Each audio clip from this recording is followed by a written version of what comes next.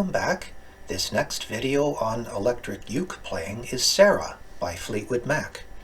It's one of the most beautiful romantic songs I know, and we'll play clean and make the tones sparkly and shimmery with lots of chorus to warm it.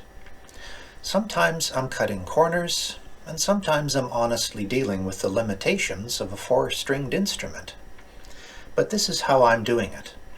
The song's riff is really only in the introduction, and I'm doing it as a finger-picking pattern.